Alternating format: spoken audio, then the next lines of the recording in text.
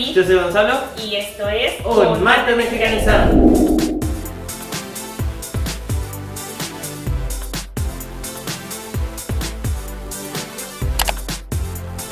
¿Qué onda, chicos?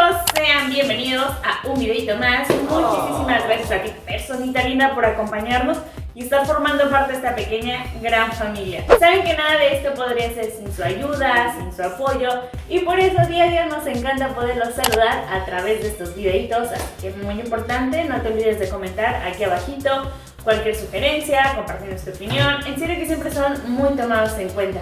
Como también te invitamos a quedarte a escuchar el comentario de la reacción del día de hoy. Así mismo, no olvides de que nuestra cajita de descripción pueden encontrar el link del canal de la reacción del día de hoy. No olvides una vuelta y suscribirse con es muy importante. Seguirnos a través de nuestras redes sociales. Así que sin más, el día de hoy vamos a reaccionar a Mexicanos perdieron estos estados por esto en México.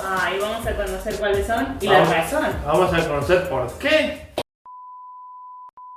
El México recién independizado, fuera de la capital del país, estaba muy poco poblado en lo general. Por poner un ejemplo, se estima que para 1821, en los casi 5 millones de kilómetros cuadrados del entonces Imperio Mexicano, apenas vivían poco más de 6 millones de personas. Era evidente que zonas muy amplias estaban en completo abandono, resultaban remotas, de difícil acceso, y había muy poco interés de la población de entonces por cambiar ese estatus. Ya con la Primera República y establecido el sistema de administración estatal, solo aquellos que cumplieron con los requisitos mínimos pudieron alcanzar el estatus de estado, quedando muchos en el rango de territorio. Claro que, como fue el caso de Baja California Sur o Quintana Roo en 1974, una vez cumplidas las condiciones necesarias podían cambiar su estatus si así lo querían. No obstante, muchos territorios que alguna vez existieron no sobrevivieron a las pruebas necesarias y por una u otra razón terminaron desintegrándose y formando parte de otros estados. El día de hoy veremos aquellos territorios que no lograron convertirse en estados y desaparecieron. Territorio de Tehuantepec. El territorio de la zona de Tehuantepec presentó, desde la década de 1840, una rebelión contra el gobierno del estado, entonces encabezado por Benito Juárez, buscando mejores condiciones de vida. Sorpresivamente, la respuesta del benemérito fue quemar la cabecera de la región, Juchitán. A raíz de esta respuesta, los pobladores se presentaron ante el entonces presidente Antonio López de Santa Anna, al que le demandaron separar la región del estado de Oaxaca y de Veracruz. El autodenominado Alteza Serenísima decidió conceder la petición y el 29 de mayo de 1853 se creó el territorio federal del Istmo de Tehuantepec, que tuvo a la ciudad de Minatitlán como capital. El plan original era construir un ferrocarril de océano a océano para aumentar la competitividad comercial de México, pero como todos los planes anteriores o posteriores, este también fracasó. En 1855 el territorio de Tehuantepec decidió apoyar el plan de Ayutla en contra de Santa Anna y de esta manera mostrar su respaldo a Juárez, aunque con la llegada del benemérito a la presidencia y la promulgación en 1857 de una nueva constitución, el territorio fue disuelto por orden presidencial y reintegrado a los estados de Veracruz y Oaxaca. Territorio de la Sierra Gorda. La Sierra Gorda es una derivación de la Sierra Madre Oriental y abarca parte de los estados de Hidalgo, Querétaro, Guanajuato y San Luis Potosí. Esta zona es importante debido a un corredor natural que la comunica con el puerto de Tampico, al que le debe gran parte de su progreso. Durante una parte del siglo XIX hubo intensos enfrentamientos entre los potentados y los pobladores de la región por conseguir mejores condiciones de vida, que fueron escalando al borde de convertirse en una guerra civil. Para apaciguar la zona, en 1853, el entonces presidente Santa Anna decidió crear el territorio de Sierra Gorda, donde se establecerían diversas bases militares con partes de San Luis Potosí, Querétaro y Guanajuato, y cuya capital sería San Luis de la Paz. En 1856, el Congreso empezó a pensar en la idea de deshacerse del territorio para lograr una mayor uniformidad en la división territorial, y así, el efímero territorio se disolvió permanentemente en 1857, sin haber logrado su objetivo de pacificar la región. Esto último solo se conseguiría hasta el lejano año de 1875, cuando una gran prosperidad, fomentada por la agricultura, llevó mucho progreso y estabilidad a la Sierra Gorda. Y aunque los habitantes dejaron de ser belicosos, por alguna razón durante el Porfiriato, la apatía se apoderó del lugar, deteniendo su progreso. Desde entonces, la Sierra Gorda cambió de nombre a Sierra de Querétaro, mientras que el territorio de Sierra Gorda cayó por completo en el olvido. Territorio del Carmen. La península de Yucatán tiene una importantísima región llamada Isla del Carmen, ubicada en el estado de Campeche. Es una de las principales productoras de petróleo de todo el país y también una de las mejores fuentes de riqueza para México. No obstante, esto no siempre fue así. De hecho, una vez alcanzada la independencia, era tal el desconocimiento de esta isla que por alguna razón, el 2 de septiembre de 1822, el emperador Agustín de Iturbide hizo que formara parte del estado de Puebla. Un año después, y percatándose de su error, se ordenó su reincorporación a Tabasco, lo cual resultó erróneo de nuevo, y en 1824 regresó a la jurisdicción de Yucatán. Durante la desastrosa Guerra de Castas, iniciada durante la intervención estadounidense, se buscó mejorar el sistema de defensa y de administración de la península, así que, en noviembre de 1853, únicamente la región que comprendía la isla fue declarada territorio federal por Santa Anna. El 15 de julio de 1854, esta zona se amplía considerablemente con partes de Yucatán y Tabasco, hasta quedar como se muestra en pantalla. Teniendo autonomía, una racha de abundancia se apoderó de la isla del Carmen, aunque esta independencia solo era mantenida por capricho de Santa Anna, que se rumora que sus verdaderas intenciones eran fraccionar a los más poderosos estados de la República, para imponerles más fácilmente el sistema centralista. Una vez derrocado a través del Plan de Ayutla, el territorio fue primeramente reducido a solo la isla del Carmen, y para el 7 de septiembre de 1856 se disolvió por completo el territorio, siendo reabsorbido en su totalidad por Yucatán. El 29 de enero de 1858 el territorio volvió, aunque ahora combinado con zonas de Campeche, para constituir el nuevo territorio de Campeche e Isla del Carmen. Esto con el fin de organizar mejor la defensa de la península, hundida en la terrible Guerra de Castas, y en 1862 finalmente logró convertirse en el estado libre y soberano de Campeche. Territorio de Iturbide. Como hemos visto en ocasiones anteriores, con tal de que el estado de Puebla tuviera salida al mar, el estado de Veracruz fue partido en dos secciones diferentes, que dificultaron su comunicación terrestre y su administración política. Antes de pensar en unificarlo, se consideró que lo mejor era crear el nuevo estado de Iturbide en la sección norte de Veracruz, que incluiría también partes de Tamaulipas, con la ciudad de Tampico como la capital del nuevo estado. En realidad, la idea ya venía de tiempo antes. En 1832 se dio el primer intento de crear esta entidad, que volvería a probar suerte en 1838 y en 1851, fracasando en cada uno de ellos.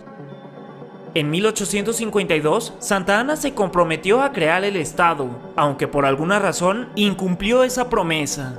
En 1855, y tras no ver materializado su sueño del estado de Iturbide, algunos impulsores autodeclaran la creación de la nueva entidad el 9 de noviembre de 1855, aunque tal declaración de soberanía no pasó de ser anunciada en algunos periódicos de la época, teniendo en la práctica una nula efectividad. En 1857, el estado de Veracruz oficialmente se unificó, cuando Puebla cedió su salida al mar, terminando con el sueño del estado de Iturbide. En 1869 se promulgó la creación del estado de Hidalgo, que llegaría a ser lo más similar al estado de Iturbide. Hay varias razones por las que económicamente resulta conveniente tener territorios dentro de la República, en lugar de estados. Uno de ellos es que el territorio normalmente no tiene recursos suficientes para mantener sus propios gastos públicos, además de que su población es muy escasa. Según la Constitución, una vez conseguidos los ingresos suficientes y una población mínima de 80,000 habitantes, el Congreso puede elevar el estatus de territorio a estado. Otra razón de la existencia de los territorios obedece a cuestiones políticas, y es que los territorios son más fáciles de manipular. Los territorios no tienen autonomía, Carecen de una constitución interna, lo que les impide autogobernarse y elegir a sus propios líderes. La elección del, por así llamarlo, gobernador del territorio depende completamente del presidente de la República, quien puede removerlo del cargo a su antojo. El Ministerio Público, el Poder Judicial y el Legislativo también dependen de la capital del país. Los territorios tampoco tienen representación en el Senado de la República, por lo que una estrategia poco usual para lograr un hipotético mejor control del país consiste en cercenar varios estados para crear territorios, por lo general, estados poderosos que representan un riesgo para el presidente en turno. Aunque esta estrategia fue utilizada por última vez hace más de 100 años por un presidente ilegítimo que intentó crear los territorios de Jiménez, del Bravo y Morelos. ¿Qué pasó? La Revolución Mexicana fue un proceso que sacudió a todo el país, que funcionó para que, al menos en su primera etapa, Porfirio Díaz fuera removido del poder, resultando electo después Francisco I. Madero, el apóstol de la democracia, que traería un cambio verdadero a toda la República. Claro que las cosas no marcharon del todo bien, y apenas 15 meses después de su elección, fue traicionado por la persona que supuestamente tenía que mantener su seguridad en la Ciudad de México, Victoriano Huerta, quien apenas pudo, eliminó a Madero e hizo un par de jugarretas para robar la presidencia. Desde entonces, fue conocido como el usurpador o el chacal. Bajo su régimen empezaron una serie de injusticias gubernamentales y una militarización sistemática, cosa que personajes como Carranza, Pancho Villa o Emiliano Zapata no iban a permitir, empezando una segunda etapa en la Revolución Mexicana. El ejército mexicano, comandado por el Chacal, no pudo controlar a los revolucionarios y en cuestión de tiempo grandes porciones del país fueron liberadas de su control. Como un intento desesperado para asumir el control de estados evidentemente ya fuera de su poder, Huerta llevó a cabo una medida desesperada. El 17 de junio de 1914 modificó la Constitución, específicamente los artículos 43 y 44, para crear nuevos territorios en Chihuahua, donde Francisco Villa era entonces gobernador, y otro en el estado de Morelos, casualmente donde estaba la cuna del movimiento agrario, impulsado por Emiliano Zapata, el caudillo del sur. Estos nuevos territorios fueron, en Chihuahua, el territorio del Bravo, compuesto por los entonces distritos de Galeana, Bravos y una parte de Iturbide, cuya capital fue Ciudad Juárez. El segundo fue el territorio de Jiménez, conformado por los distritos de Arteaga, Andrés del Río, Hidalgo del Parral y Jiménez, y cuya capital sería la ciudad de Hidalgo del Parral. Mientras que en el sur se creó el nuevo territorio de Morelos, que se extendió exactamente por todo el estado del mismo nombre. El objetivo de tan innecesaria división, sobre todo de la desintegración de Morelos, que ya tenía el estatus de estado, fue meramente político. Estos estados, que en época revolucionaria resultaban fuertes y poderosos, debían ser, a toda costa, doblegados, dividiéndolos y cercenando su territorio e imponiéndole nuevas autoridades desde la capital, cosa que ya había sido hecha anteriormente con los estados de Jalisco y Yucatán. No obstante, los intentos del usurpador resultaron infructuosos. En el sur, el movimiento de Zapata resultó imparable, mientras que en el norte las fuerzas comandadas por Francisco Villa lograron alzarse con fuerza y tomar la ciudad de Zacatecas, lo que colocó en jaque a Huerta. Las tropas del ejército mexicano nunca se pudieron recuperar de estas pérdidas, y al poco tiempo Victoriano tuvo que huir del país, abandonando la presidencia. Los territorios seguirían existiendo teóricamente hasta 1916, y menciono teóricamente porque no tenían validez en primer lugar, al realizarse por un gobierno de facto no reconocido, y también porque para hacerlos se realizó un imposible constitucional. Cuando el nuevo presidente, Venustiano Carranza, elaboró un proyecto nuevo de constitución en 1916, desechó la idea de los territorios de Huerta y restauró los estados de Morelos y a Chihuahua. Y para cuando la constitución estuvo finalmente lista en 1917, Jiménez, del Bravo y el territorio de Morelos desaparecieron por completo. La región costera del sur de Chiapas, conocida como Soconusco, es una de las más importantes del estado, cuya ubicación geográfica en la frontera con Guatemala lo convierten en un puente natural hacia Centroamérica. Algo curioso de esta bella zona es que fue, durante 17 años, una nación independiente de México, Guatemala y Chiapas. Cuando las provincias centroamericanas decidieron separarse de México y formar entre ellas un nuevo país, la República de Centroamérica, solo la región de Chiapas quedó indecisa, debatiendo internamente a qué país integrarse, o si continuar como una nación independiente, por lo que decidieron llamar a elecciones para definirlo. Mientras esto sucedía, la región del Soconusco anunció su separación de Chiapas y su integración a la República de Centroamérica. Esta prometedora república fue saboteada tanto desde el interior como del exterior, hundiéndose en conflictos bélicos por todos los flancos que provocaron su inestabilidad y posterior balcanización en diferentes repúblicas. Siendo algo distinto a lo que se esperaba originalmente, el 18 de mayo de 1840, el alcalde de la capital del Soconusco hizo un llamado al gobierno de México para que anexara la región nuevamente a la nación mexicana, cosa que ocurrió en 1842, solo que, en lugar de considerarlo un estado soberano más, se decidió anexarlo al estado de Chiapas, resultando en una profunda decepción para el Soconusco.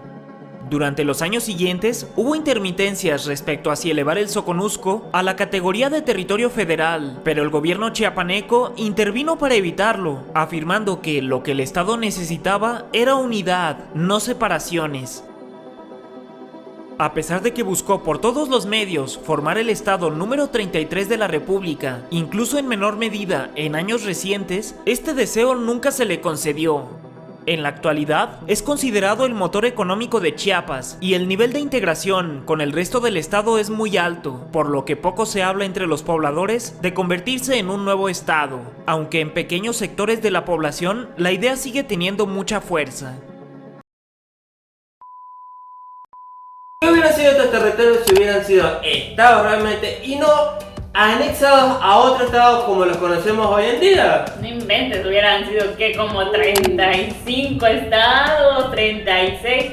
Realmente creo que por ahí en la época de Santana como que andaba no en sus cuatro sentidos, porque desgraciadamente también fue la época en la que se perdieron muchos estados que antes le pertenecían al territorio mexicano y que bueno, hoy en día sabemos que le pertenecen a nuestros vecinos, aunque hay todavía mucho mexicano viviendo ya hoy en día.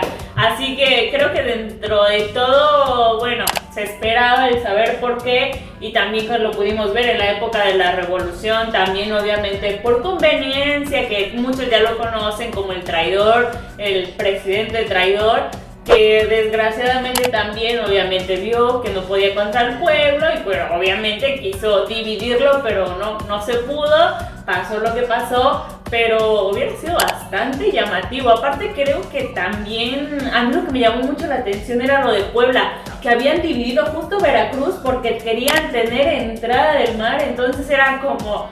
No inventen, pero es medio raro imaginarte un Veracruz dividido, ¿sabes? O sea, es un poco extraño imaginarte ahora otros estados pequeñitos, aunque también hoy en la actualidad han contado por ahí que hay algunos estados que se quieren independizar, algunas ciudades que se quieren independizar, pero pues wow, sería mucho trámite y un caos, ¿no? El famoso estado de Iturbide, como mencionan a mí, hubiera sido medio raro a la geografía y geopolítica que estamos acostumbrados hoy en día. Pero estos estados que se mencionan en el video, ¿cómo le puedo decir? De fuentes históricas muy importantes, realmente es algo que hubiera sido muy diferente a lo que conocemos hoy en día y que, como lo cuenta hoy en día, hubieran sido estados muy poderosos económicamente, porque el estado del sur del istmo de Tehuantepec es, por lo que nombran en el video, ya en esa época tenían la idea de hacer un tren de un océano al otro, y es lo que hoy en día están proyectando. Realmente una idea que viene hace muchos años, y en el pasado, los antepasados ya la tenían pensada, ideada hacerla de esa forma. Entonces, como decir, wow, si la tenían pensada de esta forma es porque realmente hubiera sido un estado muy grande y muy poderoso, como también el de Sierra Gorda en el norte, más en el norte, en el centro de México, en lo que es toda la zona Tapatía y toda esa zona. Bueno, Quintana Roo, mejor dicho, el de Iturbide y otros estados como el de Chiapas, que también nombraba el video, son estados que realmente eran muy poderosos. Bueno, y al final el de Chiapas que nombraba, esta región mínima del estado de Chiapas es como que mantiene todo el estado de Chiapas y es como el que el más poderoso económicamente, el como más fortalecido económicamente, que tiene su idea independentista y demás, que realmente son bueno, que por la anexión que menciona en el territorio, sumado a las cuestiones políticas para, ¿cómo le puedo decir? Para asumirlo en las decisiones políticas y no tener más poderío e independencia y demás, hicieron que se funcione otro estado, pero hubiera sido algo completamente a lo que estamos acostumbrados a la morfología del país mexicano hoy en día. Sí, igualmente, bueno, cabe mencionar, como bien decimos, todos los estados de México siempre son completamente diferentes.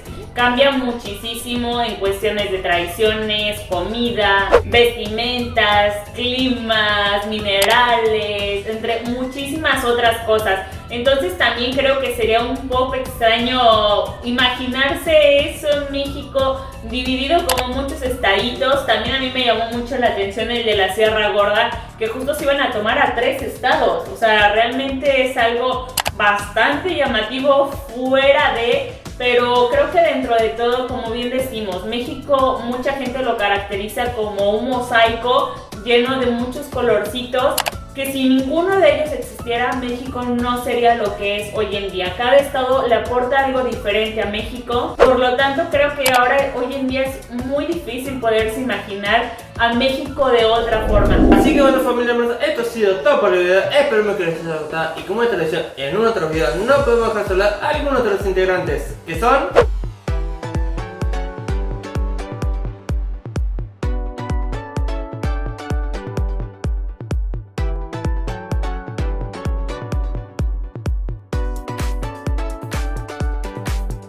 También súper importante, no te olvides de compartir este video con todos tus amigos y en todas tus redes sociales. Así que bueno, familia hermosa, esto ha sido todo por el video y sin más, ¿cuándo nos estamos viendo, amor? Para la próxima. Bye.